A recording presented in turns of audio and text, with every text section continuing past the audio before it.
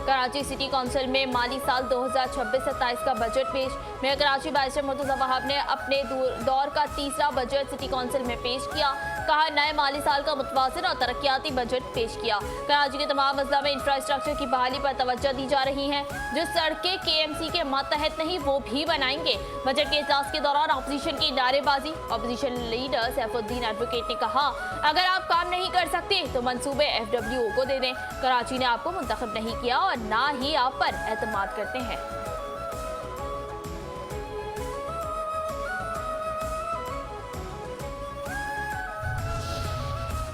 कराची में दहशतगर्द हमले में शहीद होने वाले रेंजर्स के जवानों की नमाज जनाजा अदा।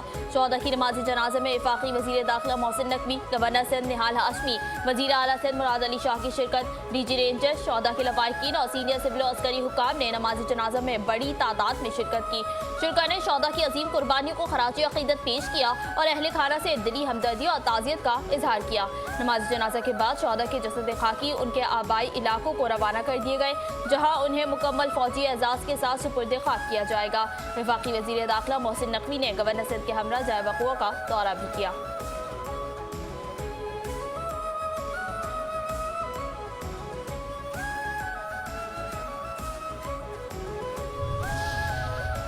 दहशतगर्दी का वाकया इंतहाई अफसोसनाक है, जिसका हिसाब किया जाएगा।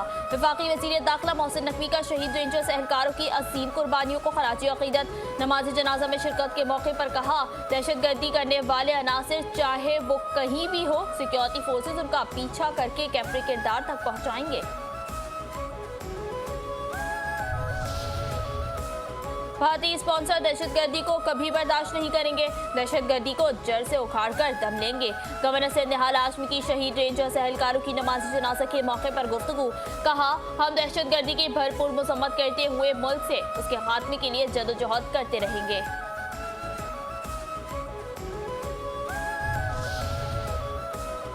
मुल्क से दहशतगर्दी के मुकम्मल खात्मे के लिए सिक्योरिटी फोर्सेस के साथ खड़े हैं। वजीर आला सिंध मुराद अली शाह कहते हैं, दहशतगर्दों के नापाक अज़ाइम को खाक में मिलाते हुए रेंजर्स के बहादुर जवानों ने जामी शहादत नोश किया, सलाम पेश करते हैं।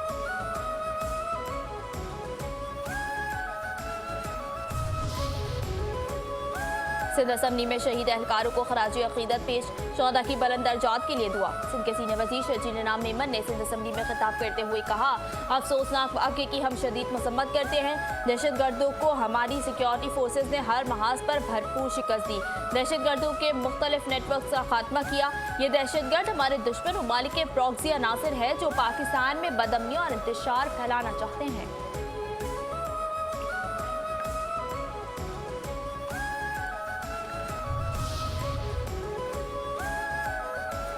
सरबराह JUI मौलाना फजलुर रहमान से अमीर जमात इस्लामी हाफिज नईमुर रहमान की मुलाकात।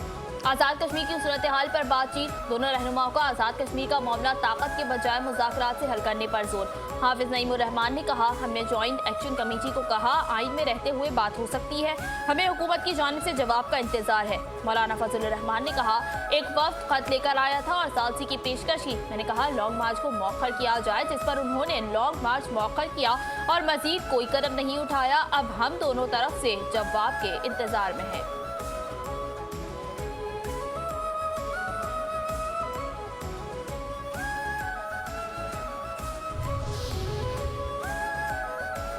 अमीर जमात इस्लामी हाफिज नईमुर रहमान की राजा नासिर अब्बास से मुलाकात। आज़ाद कश्मीर का मसला बातचीत के जरिए पुरअमन तौर पर हल करने पर इत्तेफाक। मुलाकात में मुल्क की सियासी सूरत हाल पर तबादला ख्याल। हाफिज नईमुर रहमान ने कहा, कोशिश यही है कि आज़ाद कश्मीर के मसाइल को अफहाम व तफहीम से हल किया जाए।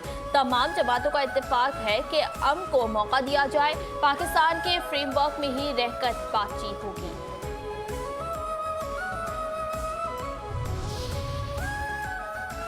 तेहरान ने सबक न सीखा तो ईरान का वजूद नहीं रहेगा। ट्रंप की एक और धमकी। कहा, अमेरिका ने ईरान में एक बार फिर हमले किए हैं। कार्रवाई ईरान की जानिब से जगबंदी माहदे की खिलाफ वर्जी के जवाब में की गई है।